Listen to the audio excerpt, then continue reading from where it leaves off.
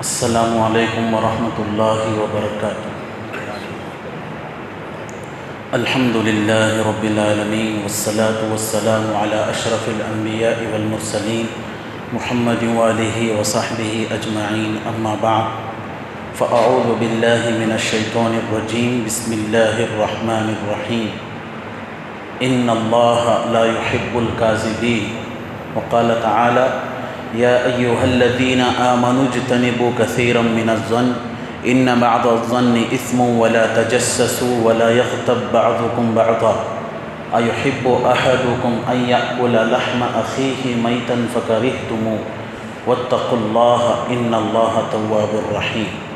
صدق اللہ العظیم۔ وقال النبی صلی اللہ علیہ وسلم ظنوا بالمؤمنین خیرا، او کما قال علیہ الصلاۃ والسلام۔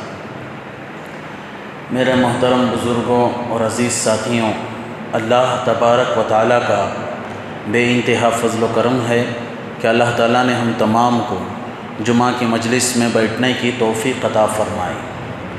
حاضرین کرام، آج ہم گفتگو کرتے ہیں جھوٹ کی حقیقت، غیبت کی حقیقت، بدگمانی کی حقیقت، نیک گمانی کی حقیقت، اور اس سلسلے میں بات کرنا اور اسے سمجھنا ہم سب مسلمانوں کے لیے بہت ہی ضروری ہے۔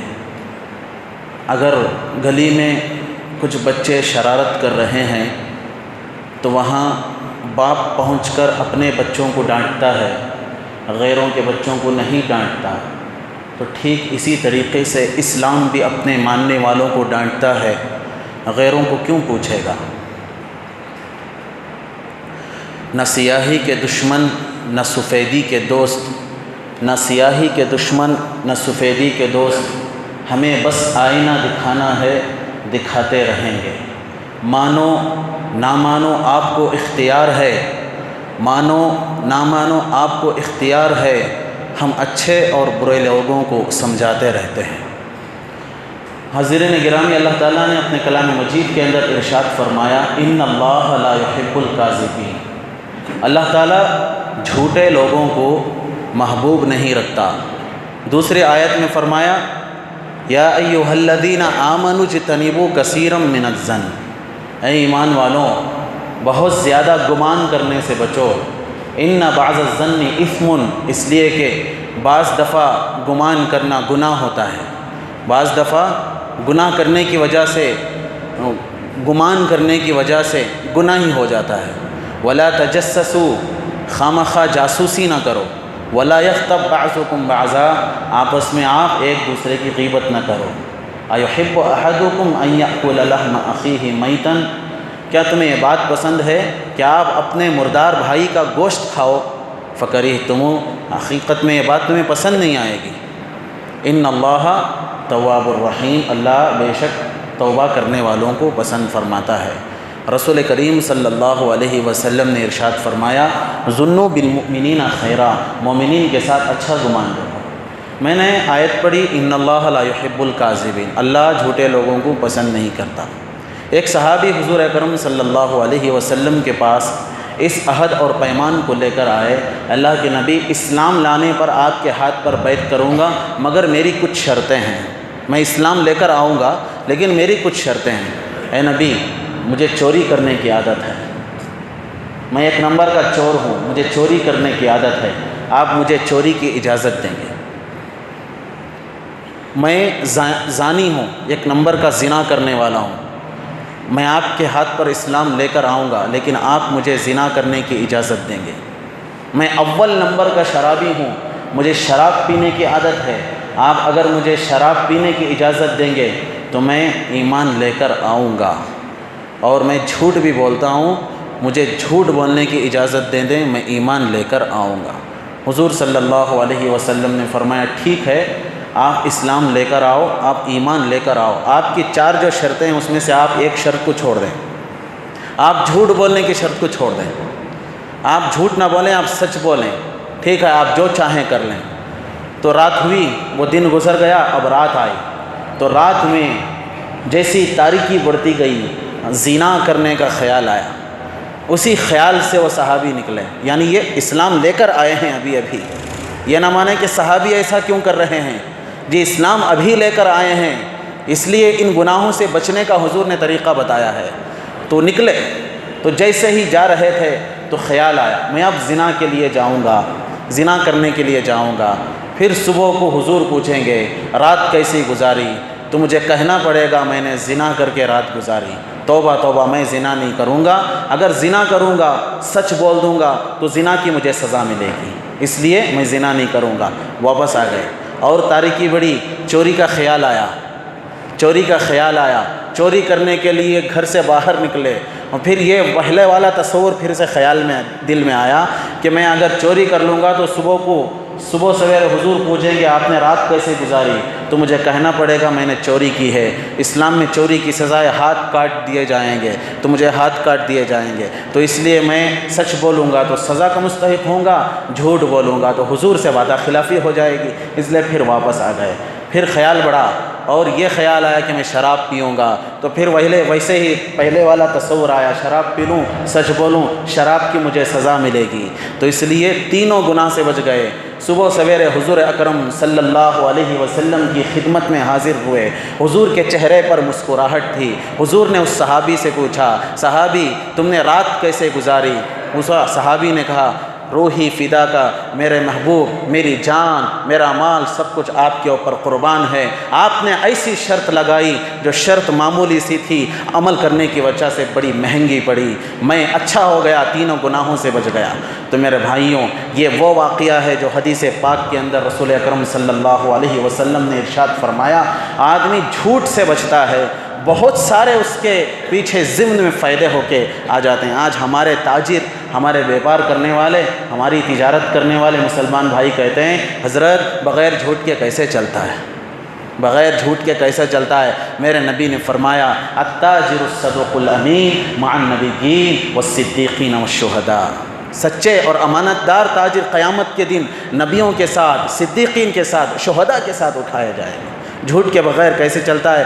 آدمی سمجھتا ہے جھوٹ بولوں گا میری جیب بھرے گی، میرا گلہ بھرے گا، میرے بلڈنگیں کھڑیں گی۔ جی یہ جھوٹ کی بلڈنگیں ہیں، یہ جھوٹ کے جیب بھر رہے ہیں، یہ جھوٹ کا اکاؤنٹ بیلنس بھر رہا ہے۔ آپ سچ کمائیں، تھوڑا پیسہ آپ کا جم جائے گا، تھوڑا سا گھر آپ کا بن جائے گا، لیکن سچ کی بنیاد پر آپ کا گھر کھڑا ہو جائے گا، جھوٹ کی بنیاد پر کوئی باقی نہیں رہتا۔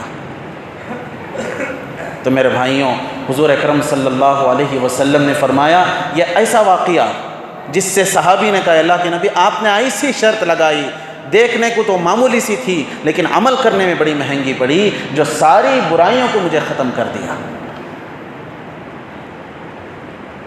آج کے نیوز پیپر میں آیا چامراج نگر کے ایک قریے والا اپنی زمین کو فروخت کر کے پیسہ رکھ کے تقریباً 9 لاکھ روپئے اپنی سواری پر جا رہا تھا۔ کچھ لوگوں نے اسے ڈاکہ کر لیا، ان پیسوں کو چرا کے بھاگ گئے۔ ایک نیوز ایسی تھی کہ یہ خبر کسی مسلمان نے مجھے دی کہ آج ایسا پیپر میں آیا۔ میں نے پوچھا بھلا کون ہو سکتا ہے؟ اس کی زبان سے نکلا ہمارے ہی آدمی ہو سکتے ہیں، ہمارے ہی آدمی ہو سکتے ہیں، کوئی اور آدمی نہیں ہو سکتا۔ ہم نے اپنے اسلام کا جھنڈا اتنا اونچا کیا، ہم نے اپنے مسلمان ہونے کے جھنڈے کو اتنا اونچا کیا کہ ایک مسلمان بغیر کسی پرہیز کے بے ساختہ کہہ رہا ہے کوئی دوسرے مذہب کا نہیں ہو سکتا، ہمارے ہی مذہب کا ایسا کام کر سکتا ہے۔ بلیڈ لے کو مارنا، کانچ کیسا کاٹنا، دروازہ کیسا پھوڑنا، چوری کیسے کرنا، اور لے کے کیسے بھاگنا، اور اسٹیشن میں کیسے ایڈجسٹمنٹنگ کرنا، یہ سب ہمارے لوگوں کے کام ہے۔ اس کی زبان سے بے ساختہ نکلا۔ آپ کو یقین نہیں تو آج کا کنڑا پیپر اٹھا کر دیکھیں، کوئی بھی کنڑا پیپر آپ کو مل جائے گا۔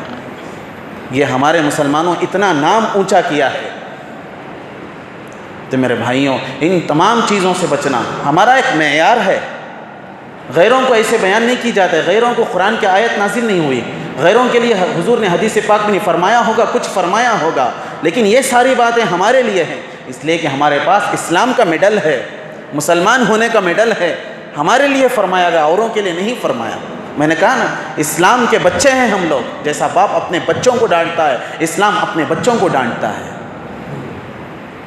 یہ ایک روحانی بیماری جھوٹ کی ہمارے اندر لگی ہوئی ہے، بات بات پہ ہم جھوٹ بولتے ہیں۔ ہم نے جھوٹ کے معیار کو اتنا اونچا کر دیا کہ حق و صداقت کی آواز دب کے رہ گئی۔ اسلام کے معیار کو اونچا بنا دیا ہم نے، اس کے جھوٹ کے معیار کو، کہ حق کی آواز، سچائی کی آواز، صداقت کی آواز دب کے رہ گئی۔ ایک زمانہ تھا اگر مسلمان کی دکان ہوتی تو بغیر چوں چرا کے بھروسہ کر لیتے تھے، یہ مسلمان کا دکان ہے، اس میں دھوکہ نہیں ہوتا۔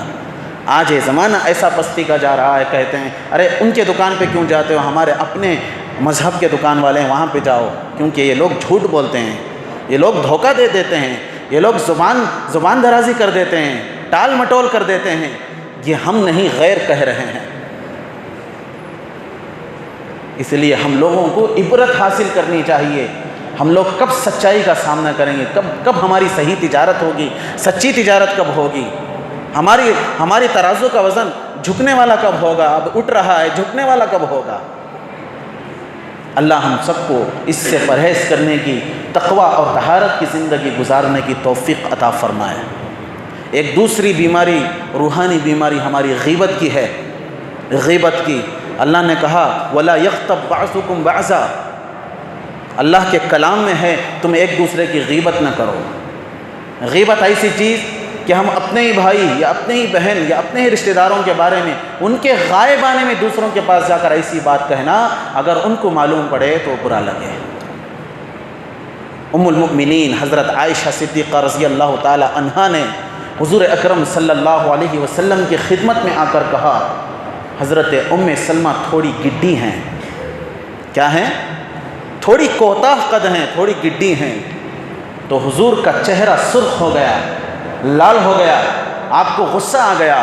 آپ علیہ السلام نے فرمایا عائشہ تم نے ایسی بات کہی ہے، اگر یہ بات سمندر میں ڈال دیں سمندر کا پانی خراب ہو جائے گا۔ جی یہ کس کے بارے میں کہا جا رہا ہے؟ ام المؤمنین حضرت عائشہ صدیقہ رضی اللہ عنہا کو کہا جا رہا ہے تم نے ایسی بات کہہ دی ہے، ایسی بات کہہ دی، یہ بات اگر سمندر میں پھینک دیا جائے سمندر کا پانی تک خراب ہو جائے۔ حضرت عائشہ رضی اللہ عنہا نے فرمایا اللہ کے نبی میں نے تو حقیقت بیان کی ہے۔ تو آپ نے فرمایا حقیقت ہے لیکن آپ کی سوکن کے غائبانے میں ہے۔ سوکن کون؟ ام المؤمنین حضرت ام سلمہ، وہ بھی آپ ہی کی بیوی ہیں، حضرت عائشہ بھی آپ ہی کی بیوی ہیں، لیکن موجودگی میں نہیں کہا، غائبانے میں کہا، پیٹھ پیچھے۔ تو حضور کو غصہ آ گیا۔ یہی تو کہا جا رہا ہے حقیقت ہے تب بھی اسے چھپاؤ، اپنے بھائی کو غلط نہ لگے، اپنے بہن کو برا نہ لگے، اسے چھپانے کی کوشش کرو۔ آپ نے فرمایا اگر کسی بھائی، اگر کسی بہن کے بارے میں پیٹھ پیچھے کوئی بات کہی جائے، اگر حقیقت ہے تو غیبت ہے، اگر حقیقت نہیں تو الزام ہے۔ حقیقت نہیں تو الزام ہے۔ اگر کسی کے بارے میں کچھ کہا جا رہا ہے، کچھ چلا ہی نہیں تو وہ الزام ہے، عیب ہے، الزام ہے، بہتان ہے۔ تو ان چیزوں سے بچنا چاہیے۔ حضور اکرم صلی اللہ علیہ وسلم کی خدمت میں ایک خاتون آئی، ایک عورت آئی۔ آپ علیہ السلام نے فرمایا اس عورت کو قے کراؤ، اس عورت کو قے کرایا جائے۔ اس عورت نے قے کیا، قے کرنے کے بعد دیکھا اس کے منہ سے گوشت اور خون کے ٹکڑے نیچے گرے۔ عورت بڑی پریشان ہو گئی، یا رسول اللہ گوشت کھائے کئی دن ہو گئے، میرے منہ سے گوشت اور خون کے ٹکڑے کیسے گر رہے ہیں؟ آپ نے فرمایا کوئی تعجب کی بات نہیں، آپ فلاں عورت کی غیبت کر کے آئے ہو اس لیے منہ سے گوشت اور خون کے ٹکڑے گر رہے ہیں۔ ایحب احدکم ان یاکل لحم اخیہ میتا فکرہتم، مردار گوشت کی مثال دی اللہ نے۔ اگر کوئی غیبت کرتا ہے تو ایسا ہے مردار گوشت کھانے کی مانی۔ اسی طرح ایک اور خاتون آئی، حضور اکرم صلی اللہ علیہ وسلم نے فرمایا آپ کے منہ سے بو آ رہی ہے، آپ کے منہ سے گندی بو آ رہی ہے۔ وہ عورت تعجب ہو گئی، فرمایا اس عورت کے دانتوں کا خلال کرایا جائے، اس عورت کے دانتوں کا خلال کرایا جائے۔ اس عورت کے دانتوں میں خلال کرایا گیا تو دانتوں سے گوشت کے ٹکڑے نکلے، گوشت کے چیپیں نکلی۔ تو فرمایا وہ عورت کہنے لگی بڑی تعجب سے میں نے گوشت کھائے کئی دن ہو گئے، یہ کیسے گوشت کے ٹکڑے نکل رہے ہیں؟ حضور نے فرمایا تم نے اپنے شوہر کی غائبانہ میں غیبت کی، اس لیے آپ کے دانتوں میں سڑا گوشت نکل رہا ہے۔ تو میرے بھائیوں آج ہم کہاں کہاں، نہ جانے وہ کہاں سے آ رہا ہے، یہ کہاں سے آ رہا ہے، یہ کیا کر رہا ہے، بدگمانی، اور اس کے اوپر ایک بڑا میٹر بنا کے چار لوگ جم کے بات کرتے ہیں۔ نماز تو ہم 5 وقت کی کرتے ہیں، باتیں 500 کرتے ہیں۔ کہاں میل ملاپ ہوگا اس کا؟ اس لیے اپنے آپ کو بھی بچائیں، اپنی مستورات کو بھی اس عمل سے بچائیں۔ حضرت موسیٰ علیہ السلام ایک مقام پر کھڑے تھے، ادھر سے ایک تاجر آیا، وہ تاجر شیطان تھا، اس کے پاس 4 گدھے تھے، چاروں گدھوں پر مال تھا۔ موسیٰ علیہ السلام نے پوچھا یہ تم کہاں جا رہے ہو اور گدھوں پر لاد کر کیا لے کے جا رہے ہو؟ تو شیطان نے کہا جناب میں تجارت کر رہا ہوں۔ پوچھا پہلے گدھے میں کیا ہے؟ پہلے گدھے پر کیا ہے؟ اس نے کہا پہلے گدھے پر جھوٹ لاد کر لے کے جا رہا ہوں۔ پوچھا کون خریدے گا؟ کہا محمد صلی اللہ علیہ وسلم کے امت کے تاجر خریدیں گے۔ اچھا دوسرے گدھے پر کیا ہے؟ کہا دوسرے گدھے پر حسد ہے، میں حسد کو بیچنے جا رہا ہوں۔ پوچھا کون خریدے گا؟ محمد صلی اللہ علیہ وسلم کے امت کے علماء خریدیں گے۔ پوچھا تیسرے گدھے پر کیا ہے؟ تیسرے گدھے پر کیا ہے؟ کہنے لگا تیسرے گدھے پر عداوت کو بھر کے لے کے جا رہا ہوں، دشمنی کو بھر کے لے کے جا رہا ہوں۔ پوچھا کون خریدے گا؟ کہا امت محمدیہ صلی اللہ علیہ وسلم کے سرمایہ دار خریدیں گے، جو مال جمع کے رکھ رہے ہیں، دشمنی اور عداوت کو یہ لوگ خرید کے رکھ لیں گے۔ آخر میں پوچھا چوتھے گدھے پر کیا لاد کے لے کے جا رہے ہو؟ تو کہنے لگا چوتھے گدھے پر غیبت لے کے جا رہا ہوں۔ پوچھا کون خریدے گا؟ تو فرمایا امت محمدیہ صلی اللہ علیہ وسلم کے عورتیں خریدیں گی۔ پہلے گدھے کا مال تاجر خریدیں گے، دوسرے گدھے کا مال علماء خریدیں گے، تیسرے گدھے کا مال سرمایہ دار مال کو جمع کر کے رکھنے والے خرید لیں گے، چوتھے گدھے کا مال جو غیبت ہے وہ اس امت کی عورتیں خرید لیں گی۔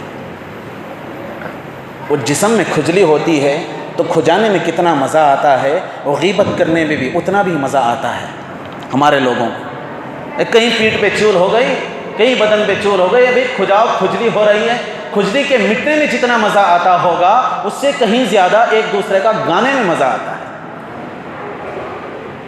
آپ تہجد نہ پڑھیں کوئی بات نہیں، نفل نماز نہ پڑھیں کوئی بات نہیں، نفل صدقہ نہ کریں کوئی بات نہیں، نفل خیرات نہ کریں کوئی بات نہیں، نفل لوگوں کو نفل نیت سے آپ نہ کھلائیں کوئی بات نہیں، نہ پلائیں کوئی بات نہیں، خرچ نہ کریں کوئی بات نہیں، لیکن غیبت نہ کریں۔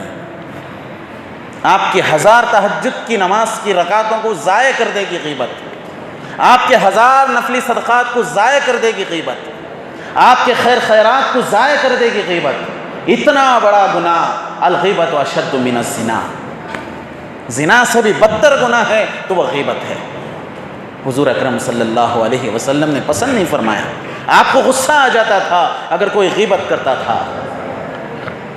میرے بھائیوں آپ بھی یہ داعیہ پیدا کریں، یہ عزم اور استقلال پیدا کریں۔ اگر کوئی آدمی کسی کے بارے میں آپ کے سامنے کہتا، آپ کہنے بھائی بس آپ میرے پاس مت کہیں یہ باتیں، یہ میں سننے کے لیے وقت ضائع نہیں کر رہا ہوں۔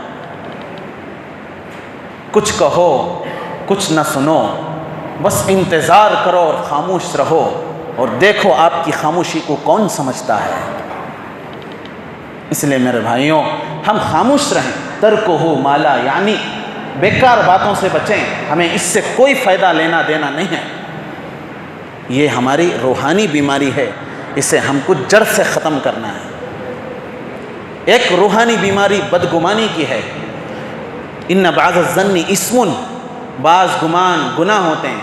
گمان بری چیز نہیں، گمان اچھی چیز ہے۔ اس میں آپ کو ڈیسائیڈ کر لیں، اچھا گمان اچھی چیز، برا گمان بری چیز۔ حضور نے فرمایا ظنوا بالمؤمنین خیرا، اچھا گمان کرو، ارے اچھا گمان کرو، اپنا بھائی ہے اچھا گمان کرو، بہن ہے اچھا گمان رکھو، بیوی ہے اچھا گمان رکھو، ماں باپ ہے اچھا گمان رکھو۔ ارے نگیٹیو کیوں سوچتے ہو، پازیٹیو سوچو، برا کیوں سوچتے ہو، اچھا سوچو۔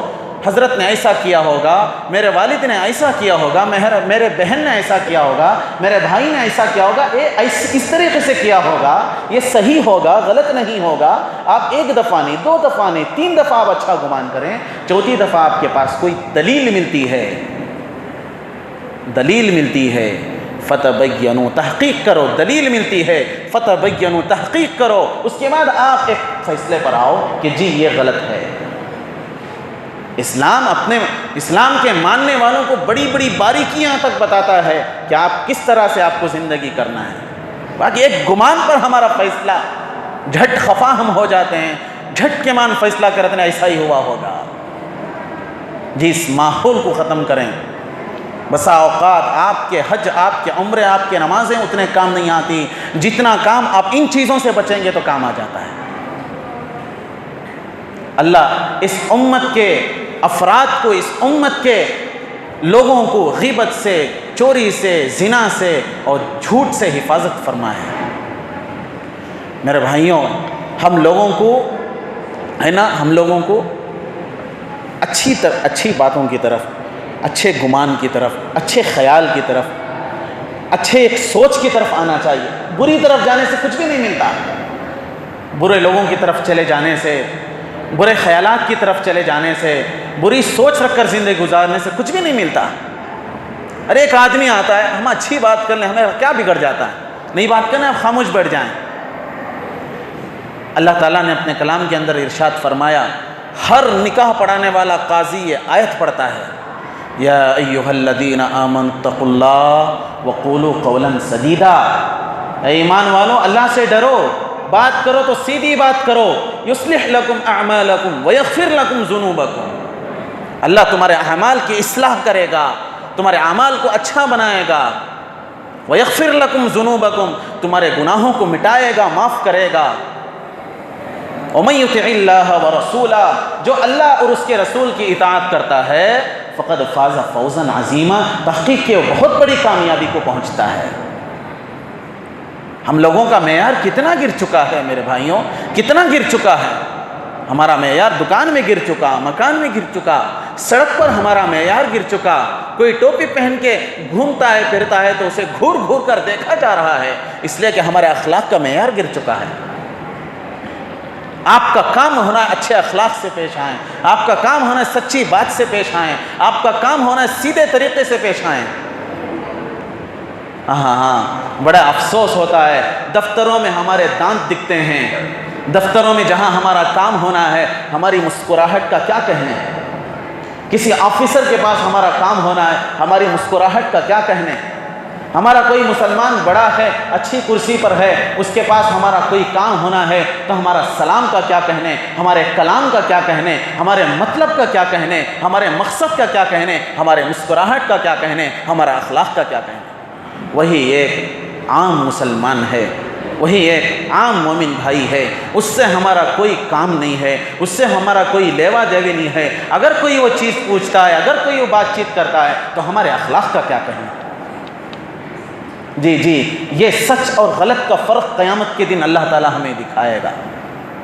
اسے ہر مسلمان کو چاہیے، جب اللہ نے جنت بنائی ہے تو مسلمان کے لیے جنت ہے، اگر جہنم بنائی ہے تو مسلمان ہی کے لیے جہنم ہے.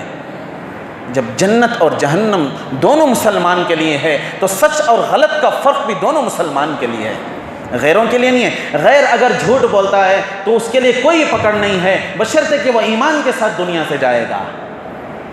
اگر مسلمان جھوٹ بولتا ہے تو اس کے لیے بڑا فرق ہے. ان اللہ لا یحب الکاذبین، اللہ جھوٹوں کو محبوب نہیں رکھتا، پسند نہیں کرتا.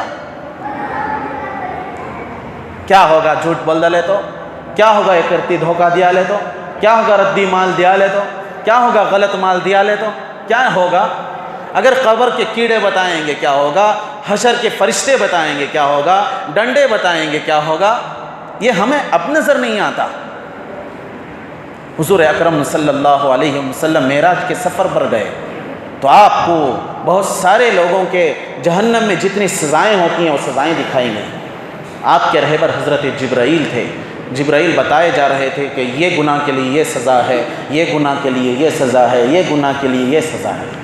آپ صلی اللہ علیہ وسلم نے کچھ لوگوں کو دیکھا اپنے ہی ناخنوں سے اپنے ہی گوشت کو نوچ کر کھا رہے تھے، اپنے ہی ناخنوں سے اپنے ہی گوشت کو نوچ کر کھا رہے تھے. حضور علیہ السلام نے پوچھا، جبرائیل یہ کون لوگ ہیں، بڑی عجیب قوم معلوم ہوتی ہے. تو حضرت جبرائیل علیہ السلام نے فرمایا، میرے محبوب یہ آپ ہی کی امت کے وہ لوگ ہیں جو آپس میں بھائی بہنوں کی غیبت کیا کرتے تھے. یہ آپ کی امت کے وہ لوگ ہیں جو آپس میں ایک دوسرے کی غیبت کرتے تھے، یہ ان کی سزا ہے۔ اتنا ہلکا سمجھ کے بیٹھے ہم لوگ، جسے وزن سمجھنا تھا اسے ہم نے ہلکا سمجھا، اور جسے ہلکا سمجھنا تھا اسے ہم نے بڑا وزن سمجھا۔ اپنے اپنے گریبان میں جھانک کر دیکھیں، کہیں میں کسی کی غیبت تو نہیں کر رہا ہوں، کہیں میں کسی کے بارے میں عیب چینی تو نہیں کر رہا ہوں۔ تجھے کیوں فکر ہے اے گل دلے صد چاک و بلبل کی، تو اپنے پیرہن کے چاک تو پہلے رفو کر لے۔ تجھے اوروں کے کرتے کی کیا ضرورت ہے، اوروں کے پھٹن کی کیا ضرورت ہے، کس کے جبے پر اور کس کے شرٹ پر، کس کی قمیص پر کتنے داغ ہیں، تجھے کیا ضرورت ہے اس کی؟ مجھے تو اپنے قمیص کی فکر ہونی چاہیے، مجھے اپنے کپڑوں کی فکر ہونی چاہیے، میرے کپڑے پر کہیں داغ نہ لگا ہو، میرے کپڑے پر کہیں سوراخ نہ لگا ہو، میرے کپڑے اوروں کو کہیں اچھے نہ نظر آئیں، مجھے اپنے کپڑوں کی فکر ہونی چاہیے۔ میں اگر غلطی پر نہیں ہوں تو یہ بات بھی کہنے پر ضرورت سمجھوں گا، کپڑوں سے زیادہ اپنے دل کی صفائی کی ضرورت ہے۔